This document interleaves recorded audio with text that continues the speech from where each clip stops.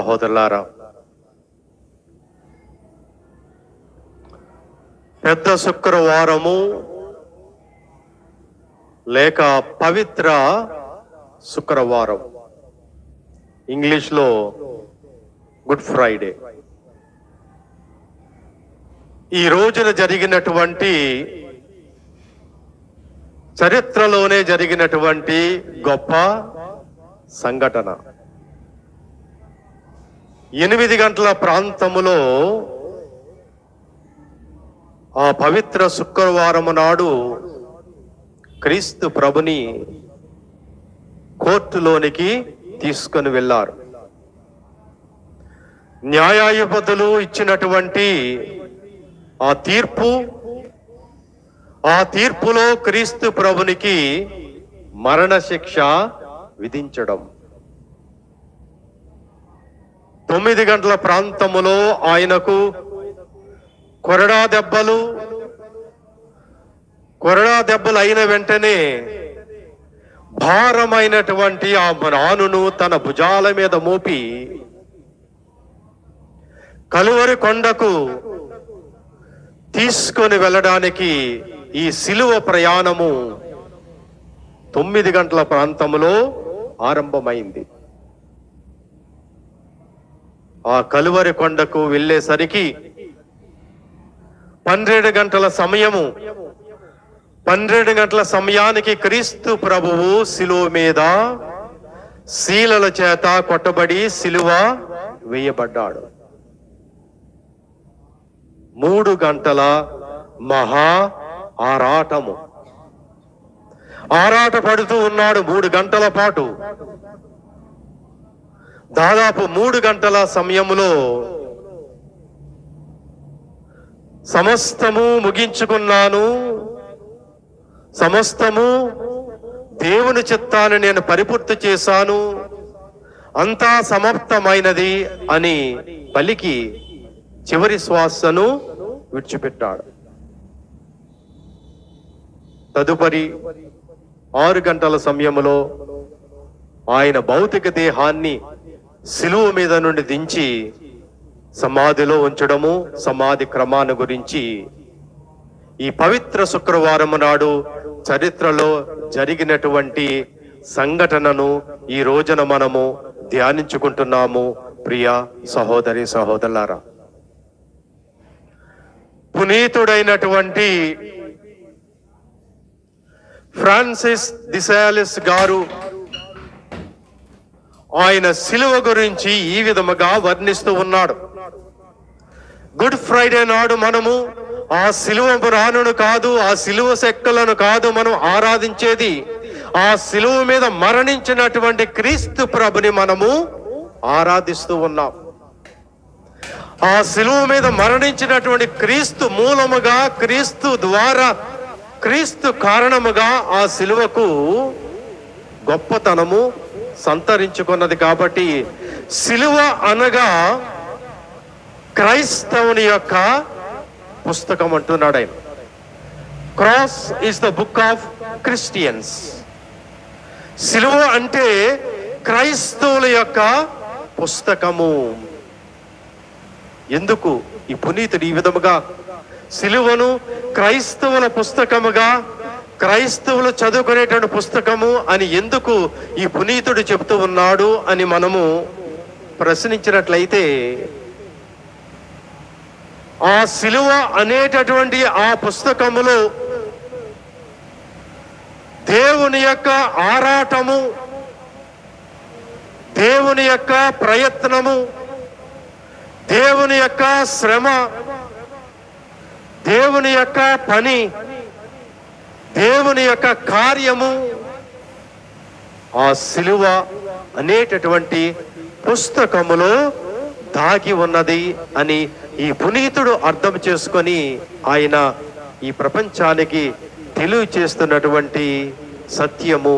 ప్రియ సహోదరి సహోదరులారా, ఆ సిలువ అనేటటువంటి పుస్తకాన్ని మనం చదివినట్లయితే దేవుడు ఇంతగా మానవుల కోసం ఆరాటపడుతూ ఉన్నాడా, దేవుడు ఇంతగా మానవుల కోసం ప్రయత్నం చేస్తూ ఉన్నాడా, దేవుడు మానవుల కోసం ఇంతగా ఆయన పని చేస్తూ ఉన్నాడా అనేటటువంటి ఆలోచన, స్పృహ, ధ్యానము మనకు కలుగుతూ ఉంటుంది.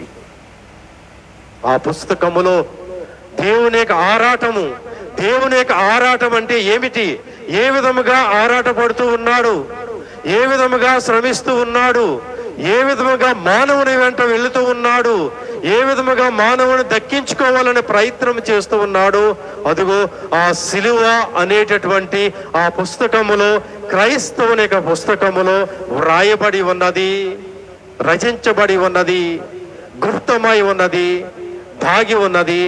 ఆ సిలువ అనే పుస్తకాన్ని క్రైస్తవుడు చదివినప్పుడు, ధ్యానించినప్పుడు ఆయనకు దేవుని యొక్క ఆరాటము, ప్రయత్నము, తన యొక్క కార్యము ఆ సిలువ పుస్తకములో కనిపిస్తూ ఉన్నదని ఈ పరిశుద్ధుడు, పునీతుడు మనకు తెలియజేస్తూ ఉన్నాడు. దేవుని ఆరాటము ఎటువంటిది, దేవుడు ప్రయత్నం ఏ విధముగా చేస్తాడు, దేవుడు మానవుని కోసం మానవుని రక్షించుకోవాలి, మానవుని సంపాదించుకోవాలి, మానవుని దక్కించుకోవాలి, నశించిపోతున్నటువంటి మానవుని నేను దక్కించుకోవాలి, కాపాడుకోవాలి అనేటటువంటి ఆ ప్రయత్నము, ఆరాటము దేవునిలో ఉన్నది. ఈ ప్రయత్నములో దేవుడు ఏం చేశాడు, ఈ ప్రయత్నములో దేవుడు ఏమి చేశాడు, దేవుడు ఏమి పొందాడు? ఈ ప్రయత్నములో దేవుడు తన ప్రాణాన్ని కోల్పోయాడు, తన ప్రాణాన్ని అర్పించాడు, తన ప్రాణాన్ని దక్కించుకోలేదు, తన ప్రాణాన్ని విడిచిపెట్టాడు. ఇటువంటిది దేవుని యొక్క ఆరాటం, దేవుని యొక్క శ్రమ, దేవుని యొక్క కష్టము, దేవుని యొక్క పని, దేవుని యొక్క కార్యము. ఆ సిలువ పుస్తకాన్ని ఒక్కసారి మనం విప్పినట్లయితే దేవుడు ఏ విధముగా ఆరాటపడ్డాడు అనేటటువంటి అంశాలన్నీ కూడా ఆ సిలువ పుస్తకములో, ఆ క్రైస్తవునికి ఇవ్వబడినటువంటి ఆ సిలువ పుస్తకములో మనకు కనిపిస్తూ ఉన్నాయి. ప్రియ సహోదరి సహోదరులారా, ఆ సిలువ పుస్తకాన్ని తెరిచి చూడండి. ఆ సిలువ పుస్తకములో మనకి ఏమి కనిపిస్తూ ఉన్నది? ఇదిగో ఈ లోకములో లోకము వెలివేసి రాళ్లతో కొట్టి చంపాలని చూస్తున్నటువంటి, వ్యభిచారమున పట్టుబడినటువంటి ఆ స్త్రీని రక్షించుకోవాలనే ఆరాటము, ప్రయత్నము ఆ దేవునిలో కనిపిస్తూ ఉన్నది. దేవుడు ఏం చేశాడు? రాళ్లతో కొట్టి చంపాలి, ప్రాణము తీయాలని మానవులు కోరుకుంటూ ఉంటుంటే దేవుడు ఏం చేశాడు? ఆరాటపడుతూ ఏం చేశాడు? ప్రాణాన్ని రక్షించాడు, ప్రాణభిక్షను పెట్టాడు, ప్రాణదానాన్ని చేశాడు. ఆమె కోసం క్రీస్తు ప్రభువు శ్రమించి కష్టపడి ప్రాణాన్ని పెట్టి, ప్రాణభిక్షను పెట్టి ప్రాణాన్ని నిలబెట్టాడు. అది ఆ సిలువ పుస్తకములో మనకు కనిపిస్తున్నటువంటి దేవుని యొక్క ఆరాటము, దేవుని యొక్క శ్రమ, దేవుని యొక్క ప్రయత్నము మనకు కనిపిస్తూ ఉన్నది. ప్రియ సహోదరి సహోదరులారా, ఈ లోకములో సమాజము చేత వెలివేయబడి అనైతిక జీవితాన్ని జీవిస్తున్నటువంటి సమరియా స్త్రీ యొక్క జీవితాన్ని చూడండి. ఆ సమరియా స్త్రీ యొక్క జీవితాన్ని దేవుడు మార్చివేశాడు. సమాజం వెలివేసింది, సమాజం చెడ్డగా మాట్లాడుతూ ఉన్నది. అనైతికమైనటువంటి జీవితంతో జీవిస్తున్నటువంటి ఆ ప్రయత్నములో క్రీస్తు ప్రభువు కంకణము కట్టుకొని ఆహారాన్ని విడిచిపెట్టి ఆ స్త్రీని ఏ విధముగా అయినా సరే దేవుని బిడ్డగా చేయాలి, దేవుని చెంతకు చేర్చాలి, ఆమె జీవితాన్ని, ఆమె ఆత్మను రక్షించుకోవాలనే చేసే ప్రయత్నములో క్రీస్తు ప్రభువు ఆమె జీవితాన్ని సంపాదించుకున్నాడు, ఆత్మను నిలబెట్టాడు, ప్రాణాన్ని నిలబెట్టాడు, మారు మనసును ప్రసాదించాడు. ఈ చరిత్ర, ఈ గాథ, ఈ రక్షణ చరిత్ర, ఈ రక్షణ ఆరాటము, ఈ రక్షణ పోరాటము, ఈ రక్షణపు పని, ఈ రక్షణపు రాయబారము సిలువ పుస్తకములో కనిపిస్తూ ఉన్నది. ఎవరి పుస్తకం ఇది? మానవుల కోసం దేవుడిచ్చినటువంటి ఆ శిలువ పుస్తకములో, క్రైస్తవుల యొక్క శిలువ పుస్తకములో దేవుని యొక్క ఆరాటము, ప్రయత్నం ఈ విధముగా మనకు కనిపిస్తూ ఉన్నది. ప్రియ సహోదరి సహోదరులారా, మత్తయి గారు సుంకరులు అనగా పాపులు, సమాజంలో ప్రజలను కొల్లగొట్టేవారు, అధికముగా ప్రజల నుండి పన్నును తీసుకునేవారు.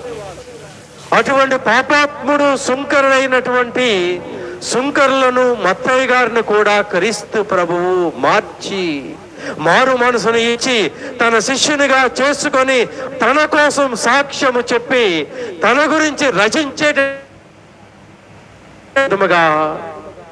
మార్చినటువంటి ప్రయత్నము, ఆరాటము ఆ శిలువ పుస్తకంలో కనిపిస్తూ ఉన్నది.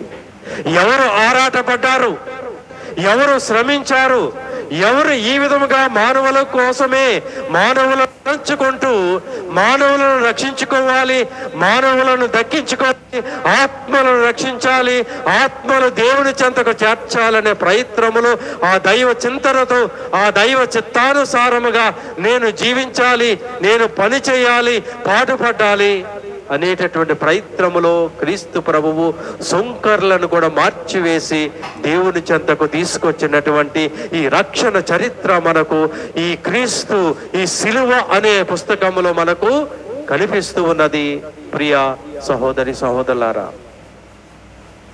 సిలువ మార్గాన్ని చేసాం. ఈ రోజున మనం పురవీధుల్లోనికి వెళ్ళి ఒక్కొక్క స్థలాన్ని ధ్యానించుకుంటూ క్రీస్తు ప్రభు మానవుల కోసం ఇంతగా ప్రయత్నం చేశాడా, ఇంతగా కష్టపడ్డాడా, ఇంతగా శ్రమించాడా, ఇంతగా బాధలు పడ్డాడా, చివరకు ఇంతగా తన ప్రాణాన్ని కోల్పోయాడా అని మనము ధ్యానించుకున్నాము, ధ్యానం చేసుకున్నాం. ఆ శిలువ స్థలాలలో మనకు 5వ స్థలము చూసినట్లయితే 5వ స్థలములో ఏమి కనిపిస్తూ ఉన్నది? 5వ స్థలములో సిరేనియా సీమోనుని క్రీస్తు ప్రభుని సిలువను మోయడం. సిరేనీయుడు అయినటువంటి వాడు యూదుడు కాదు, యూదా ప్రాంతానికి చెందినటువంటి వాడు కాదు. క్రీస్తు ప్రభు ఎవరో తెలియదు. మార్గాన పోతూ ఉన్నాడు. ప్రజలందరూ సమావేశమై క్రీస్తు ప్రభు సిలువను మోస్తూ ఉంటుంటే జన సమూహము అక్కడ ఉండి క్రీస్తు ప్రభుని సిలువ మార్గాన్ని చూస్తూ ఉంటుంటే ఆ మార్గాన పోతూ ఉన్నటువంటి సమరీయుడు, జూదుడు కానటువంటి వాడు, లేక జూద మతానికి చెందినటువంటి వాడు, ఆ ప్రాంతానికి చెందినటువంటి వాడు ఒక బాటసారి ఆ విధంగా పోతూ ఏదో జరుగుతుంది, అక్కడ ఏదో జరుగుతుంది, జనగుంపు ఉన్నది కాబట్టి వెళ్ళి చూస్తానని అనుకొని అక్కడకు వెళ్ళాడు. సన్నివేశాన్ని చూడాలనుకున్నాడు. చూస్తున్న సమయంలో క్రీస్తు ప్రభుని యొక్క దృష్టి, నేత్రాలు సిరియనియా సీమోని మీదకు పడ్డాయి. సైనికులు పిలిచారు.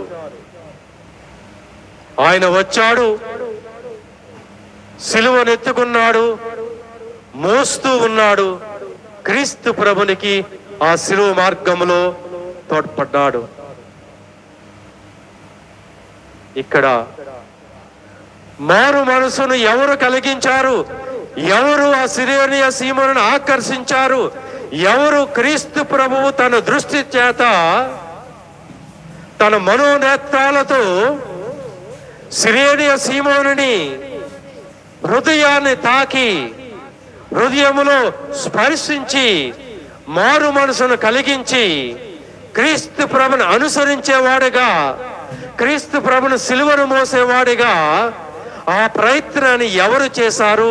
దేవుని యొక్క ఆరాటము, ప్రయత్నము, ఆ శ్రమ ఆ చివరి క్షణములో కూడా మనకు కనిపిస్తూ ఉన్నది. ప్రియ సహోదరి సహోదరుల, మరణించే సమయంలో మనం ఏం చేస్తూ ఉంటాం? ఏ విధముగా నా ఊపిరిని దక్కించుకోవాలి, ఏ విధంగా ప్రాణాన్ని కాపాడుకోవాలి, నా ప్రాణాన్ని ఏ విధంగా దక్కించుకోవాలి, ఏ విధముగా ఈ సైనికుల నుండి నేను పారిపోవాలి అని ప్రయత్నంలో మనం అయితే చూస్తూ ఉంటాం. క్రీస్తు ప్రభు తన ప్రాణాన్ని దక్కించుకోవాలని చూడటం లేదు.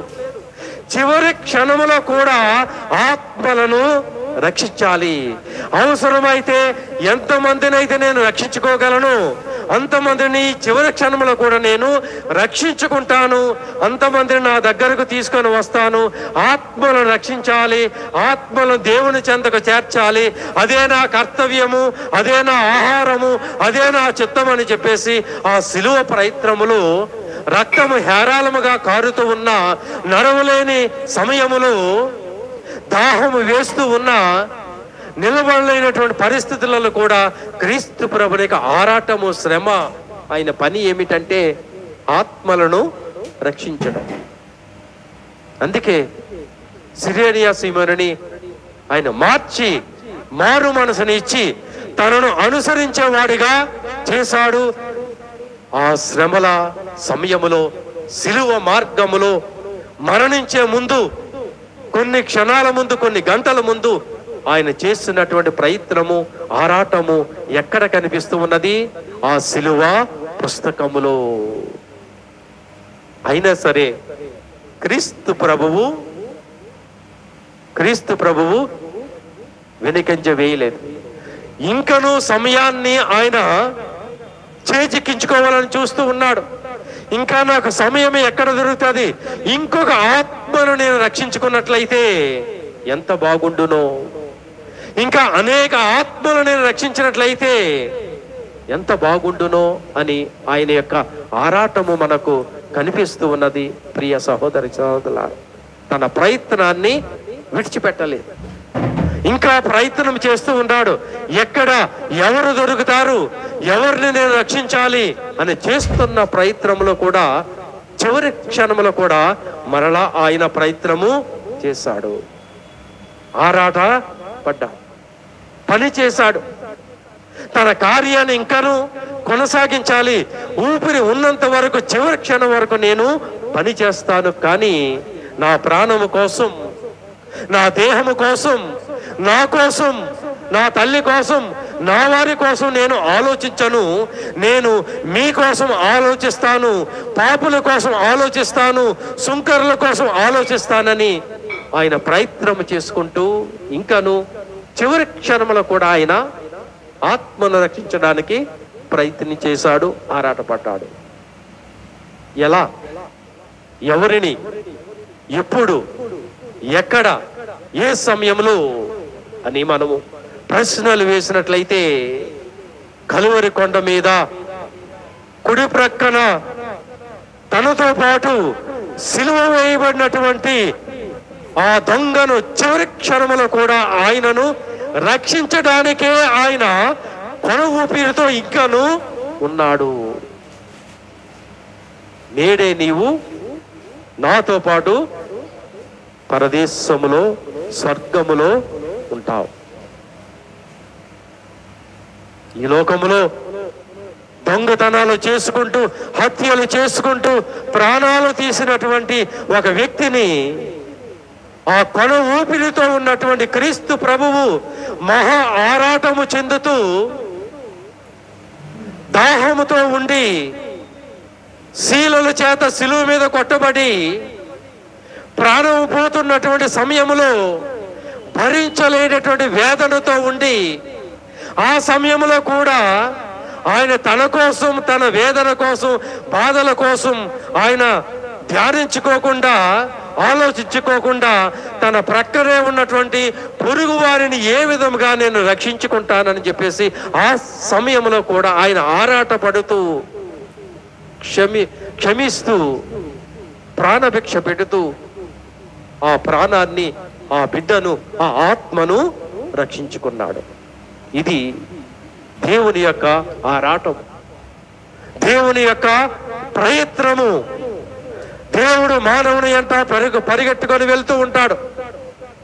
ఏ క్షణంలో నేను రక్షించుకోగలను, ఏ విధముగా రక్షించుకుంటాను, ఏ విధముగా ఆత్మలను సంపాదించుకోగలను, ఏ విధముగా నేను నా బిడ్డలను, ఈ లోకాన్ని, మానవ జాతిని రక్షించి తండ్రి దేవుని ముందు పరిశుద్ధులుగా నిలబెట్టాలి, రక్షణపు వస్త్రాన్ని తొలగాలి, పవిత్రపు జీవితంలోనికి నడిపించాలి అనేటటువంటి ప్రయత్నమే తప్ప వేరే ధ్యాస, వేరే పని, వేరే ఆలోచన ఏ సమయంలోనైనా సరే క్రీస్తు ప్రభునకు లేదు. బ్రతికి ఉన్నాను, మరణిస్తూ ఉన్నాను, కొన ఊపిరి పోతూ ఉన్నాను, మేము నేను చంపివేస్తామని చెప్పినా సరే క్రీస్తు ప్రభుని యొక్క ఆరాటము, చిత్తము, కర్తవ్యము, పని, ఆహారము ఏమిటంటే ఆత్మలను రక్షించడమే. ఆ పని తప్ప వేరే పని నాకు లేదు. తండ్రి చిత్తాన్ని నెరవేర్చడమే నా ఆహారము, అది తప్పించి నాకు వేరే పని లేదని క్రీస్తు ప్రభువు బాహాటముగా ఆ చివరి క్షణాలలో కూడా ఆత్మలను రక్షించినట్లు, ప్రయత్నం చేసినట్లు, మారు మనసును ఇచ్చినట్లు ఆ సిలువ చరిత్ర, ఆ సిలువ పుస్తకము మనకు వివరిస్తూ ఉన్నది ప్రియ సహోదరి సహోదరులారా. అయితే ఇది ఇంతవరకు మాత్రమే. ఆ సిలువ పుస్తకములు, ఆ సిలువ చరిత్రలో, సిలువ అనేటటువంటి క్రైస్తవునికి ఇవ్వబడినటువంటి ఆ పరిశుద్ధ పుస్తకములో నీ చరిత్ర, నా చరిత్ర కూడా వ్రాయబడినది, లిఖించబడినది. సిలువ మార్గములో చెప్పబడింది, నీవు మమ్ములను అనేక సార్లు క్షమించినను, క్షమాభిక్ష పెట్టినను సరే మేము ఇంకను పాపములు చేసి నీకు ద్రోహం చేస్తీమి. ఇవన్నీ ఆ సిలువ పుస్తకములో వ్రాయబడ్డాయి. మన ప్రణాళిక, దేవునికి మన పట్ల ఉన్నటువంటి ప్రణాళిక, మన జీవితము, మనం ఏ విధముగా జీవిస్తూ ఉన్నాము, మనం ఏ విధముగా రక్షింపబడబోతూ ఉన్నాము, దేవుని చిత్తము మన పట్ల ఏ విధముగా ఉన్నది, ఇవన్నీ కూడా మన గురించి కూడా ఆ సిలువ పుస్తకములో వ్రాయబడ్డాయి. ఏ విధముగా నీవు రక్షించబడబోతూ ఉన్నావు, ఏ విధముగా దేవుడు నిన్ను రక్షించిస్తూ ఉన్నాడు, ఏ విధముగా దేవుడు రక్షిస్తూ ఉన్నాడు, నడిపిస్తూ ఉన్నాడు, ఏ విధముగా నీ కోసం దేవుడు ఆరాట పడుతూ ఉన్నాడు, ఏ విధముగా దేవుడు క్రీస్తు ప్రభువు నీ కోసాన్ని ప్రాణాన్ని త్యాగము చేయడానికి సిద్ధముగా ఉన్నాడు అనేటటువంటి అంశాలు, దేవుని యొక్క చిత్తము, ఆ ప్రణాళిక నీ గురించి, ప్రతి ఒక్క బిడ్డ గురించి, పుట్టబోయేటటువంటి మానవుల కోసం గురించి కూడా ఈ సిలువ చరిత్రలో, ఈ సిలువ పుస్తకములో వ్రాయబడ్డాయి. ఈ సిలువ పుస్తకములో, ఈ సిలువ చరిత్రలో మనమందరము, మన చరిత్ర, మన ప్రణాళిక కూడా ఉన్నది ప్రియ సహోదరి సహోదరులారా. అంటే దేవుడు నీ కోసం, నా కోసము కూడా రేయింబవళ్ళు ఆరాటము చెందుతూ ఉన్నాడు. నీ కోసం, నా కోసం ప్రయత్నం చేస్తూ ఉన్నాడు. నీ కోసం, నా కోసం ఆయన పని చేస్తూనే ఉన్నాడు, నిరంతరము పని చేస్తూనే ఉన్నాడు. ఏ క్షణము కూడా కునుకు తీయటం లేదు. దేవుని యొక్క ప్రయత్నము, దేవుని యొక్క శ్రమ, దేవుని యొక్క ఆరాటము, దేవుని యొక్క ఆ ప్రయాణము ఈ విధముగా మానవుని పట్ల ఉన్నది ప్రియ సహోదరి సహోదరులారా. ఇటువంటి సిలువలో ఇటువంటి ప్రాముఖ్యత కలిగినటువంటి ఆ సిలువను ధ్యానించుకుంటున్నాము. ఆ సిలువ మార్గంలో ప్రయాణం చేయమని శ్రీ సభ ఈ రోజున మనందరినీ కూడా ప్రేరేపిస్తూ ఉన్నది, ఆహ్వానిస్తూ ఉన్నది. అటువంటి మన కోసం ఆరాటపడుతున్నటువంటి, మనలను నిరంతరము ప్రేమిస్తున్నటువంటి ఆ సిలువనాథుని మనము మనసారా ప్రేమించగలుగుతూ ఉన్నామా? ఆ సిలువనాథుడు మనకేమిస్తూ ఉన్నాడు? ఆ సిలువలో, ఆ సిలువ అనేటటువంటిది, అది ఆ సిలువలో మనకు కనిపించేటటువంటిది, ఆ సిలువ ఏమిటి అంటే అది ప్రేమ పాఠశాల. ఆ సిలువ అనగా అది ఒక ప్రేమ పాఠశాల. ప్రేమను నేర్పిస్తూ ఉంటుంది. ఎటువంటి ప్రేమ? శత్రువులను ప్రేమించండి, హింసించే వారి కోసం ప్రార్థన చేయండి. ప్రభువా వీరు ఏమి చేస్తున్నారు, వారికే తెలియదు. అమాయకులు, బలహీనులు, వారికి ఏమీ తెలియదు. మానవ జీవితము, బలహీనమైనటువంటి జీవితము వారికి ఏమీ తెలియదు. ప్రభువా, వారి తరపున నేను వారి పాపాలను నా మీద మోసుకొని మరణించడానికి సిద్ధముగా ఉన్నాను, వారిని నీవు క్షమించు అనేటటువంటి ఆ క్షమతో కూడినటువంటి ప్రేమను మనకందరికీ నేర్పించేటటువంటి ప్రేమ పాఠశాల. సిలువ అనగా ప్రేమ పాఠశాల. ఆ ప్రేమ పాఠశాలలో మనం అందరము కూడా చదువుకుంటున్నాం. ఆ ప్రేమ పాఠశాలలో మనం అందరం కూడా చేరాం. ఆ ప్రేమ పాఠశాలలో మనం అందరం కూడా సభ్యులమే. ఆ క్రీస్తు ప్రభువు ఆ సిలువ ప్రేమ పాఠశాల ద్వారా మనకిస్తున్నటువంటి ఆ ప్రేమను అర్థం చేసుకొని ఆ ప్రేమ మార్గములో క్షమించేటటువంటి ఆ ప్రేమ మార్గములో క్షమాపించబెట్టేటటువంటి ఆ ప్రేమ మార్గములో క్రీస్తు ప్రభుని వలె జీవించమని మనలందరినీ కూడా క్రీస్తు ప్రభు కోరుతూ ఉన్నాడు. అటువంటి మార్గములో, అటువంటి ప్రేమ పాఠశాలలో చేరినటువంటి మనమందరము కూడా క్రీస్తు ప్రభుని వలె ఆ ప్రేమను, క్షమించే ప్రేమను అర్థం చేసుకొని ప్రయత్నం చేయమని, జీవించమని, క్రీస్తు ప్రభుని వలె జీవించమని తల్లి అయిన శ్రీ సభ ఈ రోజున మనకు ఈ పరిశుద్ధ పాఠాల ద్వారా, పఠనాల ద్వారా ఈ పవిత్ర శుక్రవారం నాడు మనకు సందేశాన్ని అందిస్తూ ఉన్నది. ప్రియ సహోదరి సహోదరులారా, అటువంటి ప్రేమను, క్షమించేటటువంటి ప్రేమను అర్థం చేసుకొని జీవించే విధముగా ఆత్మ బలమును, ఆత్మశక్తిని, ఆత్మ సంపత్తును మనకు అనుగ్రహించమని, మన కోసం నిరంతరము ఆరాటపడుతున్నటువంటి ఆ సిలువనాథుని అనుసరిస్తూ ఆ సిలువ అనేటటువంటి పుస్తకాన్ని స్వీకరించి పఠిస్తూ, ధ్యానిస్తూ ఆ సిలువ మార్గములో నిరంతరము క్రీస్తు ప్రభునితో పాటు జీవించేటటువంటి పరిశుద్ధ భాగ్యాన్ని మనకందరికీ కూడా ప్రసాదించమని ప్రార్థన చేసుకుంటూ ఈ సిలువ ఆరాధనలో మనము పాలు పంచుకుందాం. పితా, పుత్ర, పవిత్రాత్మ నామమున ఆమేన్.